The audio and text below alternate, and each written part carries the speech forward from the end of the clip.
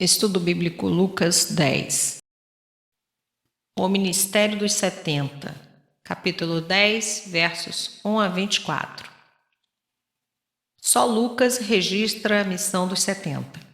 Jesus devia ter muitos discípulos se pôde enviar 70 homens numa missão missionária pelas cidades da Galiléia e Judéia.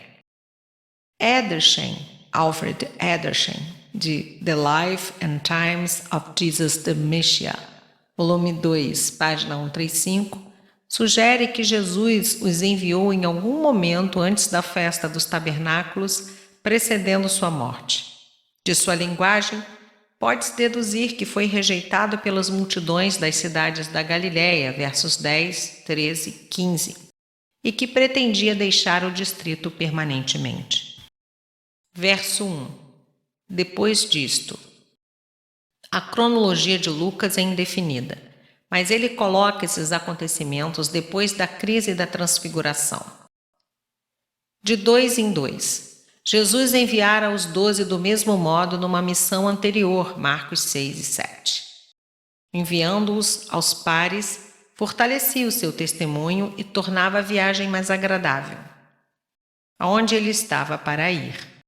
Os 70 deviam preparar as pessoas para o seu último apelo. Verso 2, a seara. Jesus usou essa figura muitas vezes ao falar sobre a colheita dos crentes. João 4, 35 a 36, Mateus 13, versos 30 e 39. Verso 3. Cordeiros para o meio de lobos. Isto é, eles enfrentariam hostilidade. Ezequiel 2, versos 3 a 6, João 15, verso 20. E perigo espiritual. Mateus 7, verso 15 e João 10, verso 12. Verso 4. Não leveis bolsa, nem alforje, nem sandálias.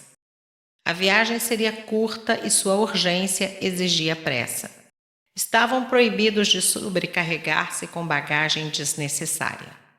A ninguém saudeis. O Senhor não pretendia que fossem descorteses, mas as saudações orientais eram tão elaboradas que perderiam muito tempo na cerimônia.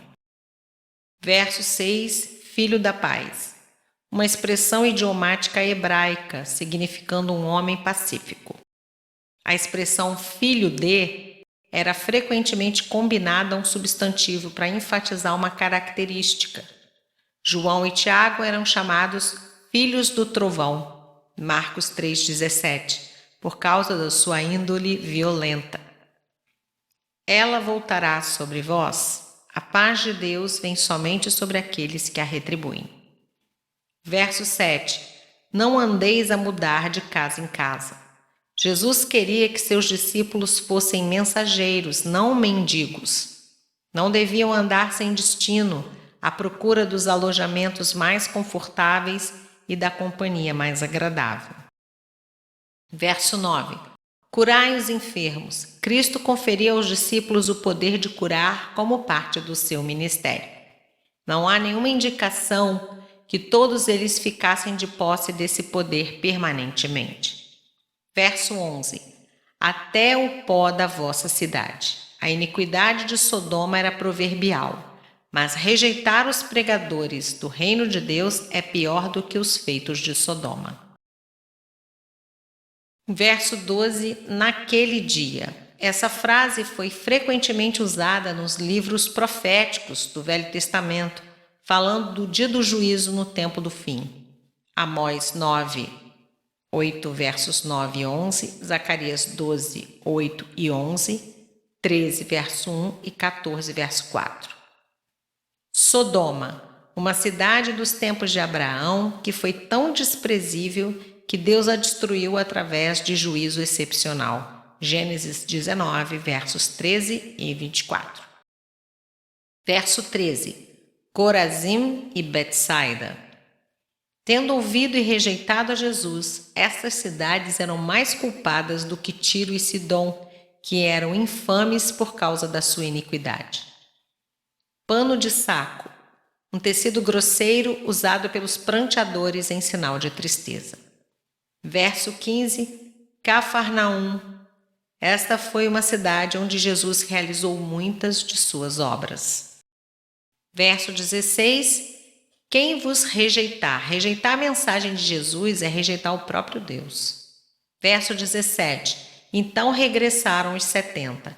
Sua missão parece que teve sucesso. Os 12 fracassaram em curar o rapaz endemoniado, capítulo 9, verso 40, mas os 70 deram a notícia de que até os demônios fugiam à menção do nome de Jesus. Verso 18: eu via Satanás caindo como relâmpago. Quando caía, seria uma tradução melhor. Nesse contexto, parece que Jesus deu a entender que o poder de Satanás foi destruído e que o sucesso desses discípulos foi uma evidência da vitória. Também é possível que a intenção dele fosse acrescentar um lembrete e uma advertência sutis contra o orgulho, que foi a razão para a queda de Satanás. 1 Timóteo 3, verso 6. Verso 19. Autoridade.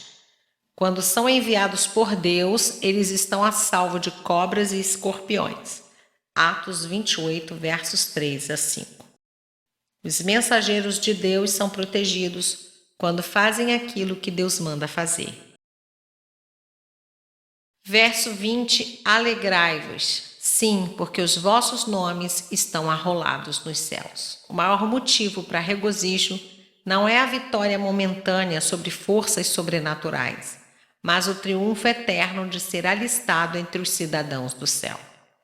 Arrolados pode significar inscritos em um registro público. Hebreus 12, 23, Apocalipse 3, 5 e 22, 19. Verso 21. Exultou Jesus. O sucesso da viagem dos 70 encorajou Jesus, pois o poder de Satanás não fora suficiente para impedir que a revelação de Deus lhes fosse dada. Ver iluminação e convicção em 1 Coríntios 2:10.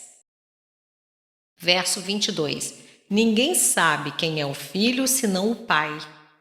Este versículo tem uma forte semelhança com a fraseologia de Jesus conforme registrada no Evangelho de João, João 5, versos 22 e 23. O relacionamento de Jesus com o Pai é único. O conhecimento desse relacionamento não vem ao mundo por meios naturais. Versos 23 e 24. Bem-aventurados. O maior dos profetas e reis nos dias primitivos não tinha visto o Messias como estes discípulos viram. Ensinamentos públicos, capítulo 10, verso 25 a 13, verso 21. Verso 25. Um certo intérprete da lei. Na comunidade judaica, o doutor da lei era um perito nos ensinamentos religiosos da lei mosaica e não propriamente um advogado jurídico. Pôr à prova. O doutor estava experimentando Jesus para ver o que ele diria em resposta a uma pergunta ardilosa.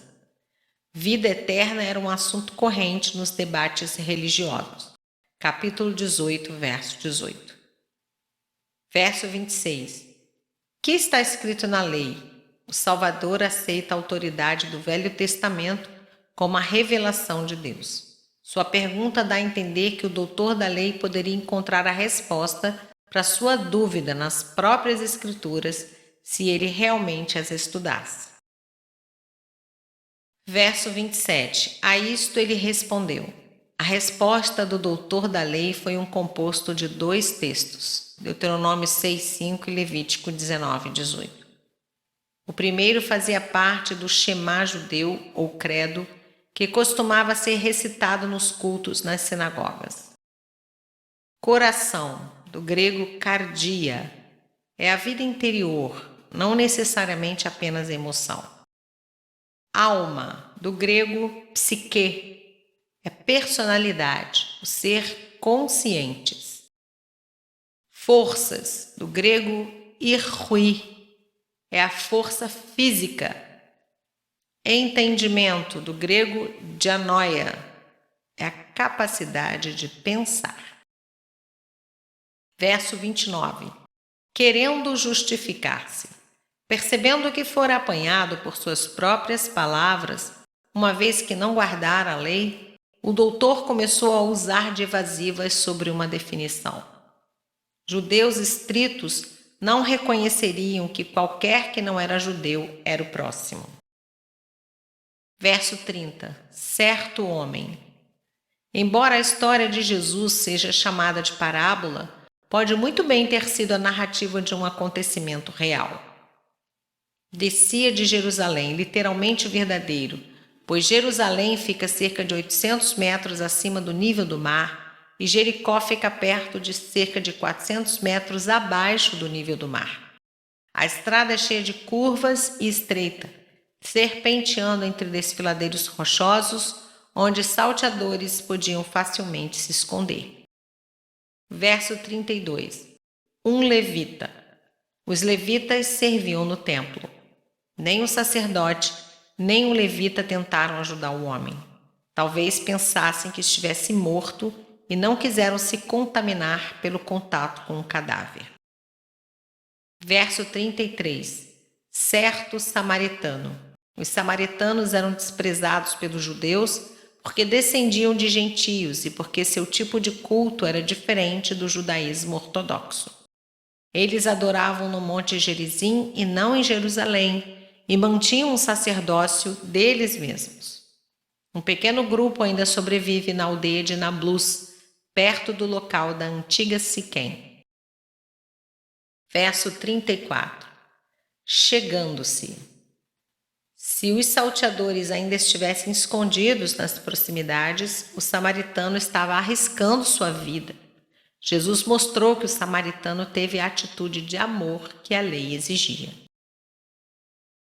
Verso 35, 2 denários, o equivalente ao salário de 2 dias. Ele estava pagando as despesas de um completo estranho só por causa da sua boa vontade. Verso 36. Qual parece ter sido o próximo? Essa pergunta envergonhou o doutor e obrigou-o a admitir que o verdadeiro próximo não foi nenhuma das autoridades sacerdotais do judaísmo, mas o samaritano. Verso 38, num povoado. João 12:1 diz que a aldeia era Betânia, cerca de 2 milhas de Jerusalém, sobre a estrada que levava a Jericó e a Transjordânia.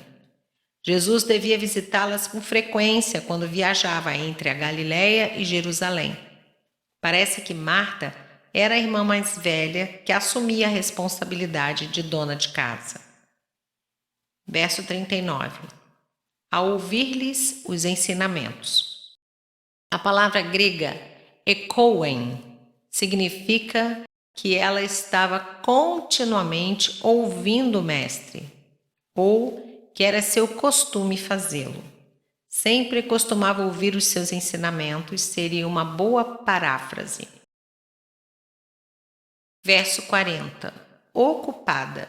A palavra grega periespato significa separada ou afastada, portanto distraída ou sobrecarregada. Verso 41. Marta, Marta. Em diversas ocasiões, de acordo com a narrativa de Lucas, Jesus repetiu um nome quando quis fazer alguma declaração extraordinariamente impressiva. Capítulo 22, verso 31 e Atos 9, verso 4. Verso 42. Pouco é necessário, ou mesmo uma só coisa. Marta achava que muitas coisas eram necessárias para o conforto do Senhor e estava se desgastando para prepará-las. Sua companhia significava mais para ele do que os pratos que cozinhava.